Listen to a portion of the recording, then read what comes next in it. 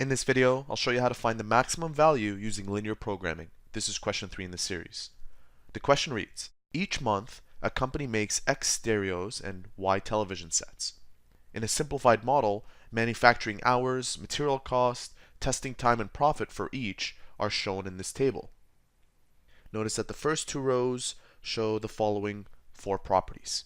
Also shown in the table, the last row, are the maximum amount of manufacturing time, material costs, and test time available per month. We are expected to find how many of each item should be made for maximum profit. Just by looking at this table, I noticed that stereos make more profit than the televisions. So forget televisions. Why not just make stereos? Here's why that's not a plausible solution for this company. For example, if we invest all of our 180 hours making stereos, 180 divided by 4, we can make up to 45 stereos. But remember, stereos are more expensive than televisions to make. So if I multiply this by 95, I end up with 4,275. That's the cost that would be required to make 95 stereos within the 180 hours, but that exceeds the material costs we have per month of 3,600. And this is why we seek the optimal solution. We start by writing the equations and inequalities to describe our situation. That being said, step 1 is to write a function for the total profit. We'll represent our profit by Z, where Z is equal to, and remember we're calling stereos X and televisions Y, so the profit of the stereos is 45 times the amount of stereos that we will build, plus 38 profit dollars for each television times Y. This represents the function for the total profit. The next thing that I'll do is write the constraints as inequalities. And there will be 3 constraints because there are 3 properties that we're looking at. The first constraint is that the management time cannot exceed 180 hours. So constraint 1 is 4 times x plus 5 times y cannot be greater than 180. Constraint 2 will be for material costs. We know that the materials cannot exceed 3,600, so 95 x plus 48 y must be less than or equal to 3,600. And lastly, testing time will be our third constraint, and x plus 2y cannot be greater than 60 hours.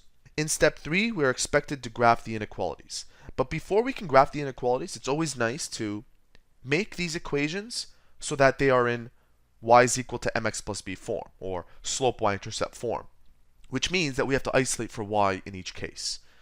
Starting with this one, to isolate for y, we end up with 5y is less than or equal to 180 minus 4x. Notice that I brought this 4x over and it became negative. Divide both sides by 5. I end up with 180 divided by 5, which is 36, minus 4 over 5x. Our next one, we want to isolate for this y, so I'll bring this 95x over to the right side, where I end up with 48y is less than or equal to 3,600 minus 95x. Divide both sides by 48. That gets rid of that. 3,600 divided by 48 is 75. And 95 divided by 48 is 1.98. 1.98. And lastly, this one, we have 2y is less than or equal to 60 minus x. Divide both sides by 2, we end up with y is less than or equal to 30 minus half x. These equations are in slope y-intercept form, and they can be graphed by finding out the slope, which is always the leading coefficient of the x, and plotting the y-intercept, which are these numbers.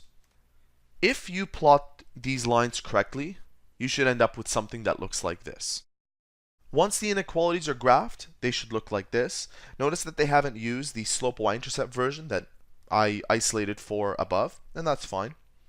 What you have to do next is find out the coordinates of each of these vertices. And notice that I've shaded this region. Anything outside of this region would not make sense for the sake of this problem.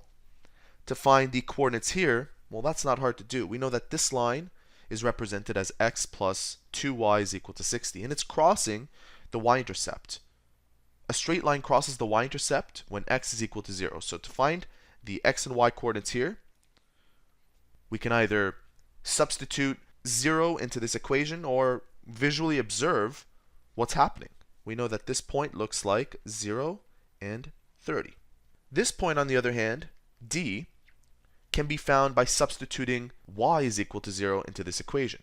And we know that this point will have the coordinate of 0 as the y, and the x would be 95x plus 48 times 0 is equal to 3,600. 3,600 divided by 95 will give us our x coordinate. Let's use our calculator. 3,600 divided by 95 gives us 37.8. 37.8. To find b and c, you'll need to either use addition subtraction method for a linear system or substitution. And just to demonstrate really quickly, we have x plus 2y is equal to 60, and 4x plus 5y is equal to 180. To eliminate one of these variables, I can multiply this whole equation by 4. That makes this 4. That makes this 8. And that makes this 240. Subtract the top equation from the bottom equation. That will give you your y coordinate for the point of intersection. And then you use that y coordinate to substitute it back into one of these purple equations to find your x coordinate. If you've done that correctly, your 4 vertices should look like this. And as expected, we got 0 and 30, 37.9 and 0, and so on. Our last step is to substitute these vertices back into the profit equation that we created, which was z is equal to 45x plus 38y. So let's go ahead and do that. At A, we have 0 and 30.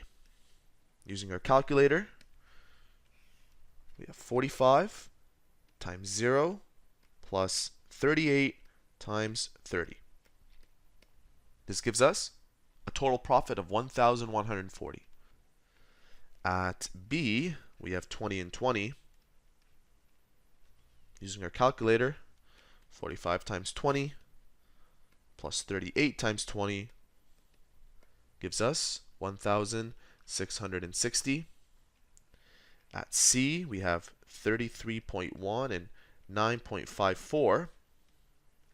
45 times 33.1 plus 9.54 times 38 gives us 1,852. And lastly, D at 37.9 and 0. And I didn't bother to put the 0 into the y. No, that's going to be 0. 1,705. Therefore, this will produce the greatest profit. So let's interpret this for a second. When you make 33 stereos and 9 televisions within the month, you will make the most amount of profits. Anything other than that will reduce the maximum profits you can make. And so there you have it. That is how to use linear programming to find the maximum value of a function.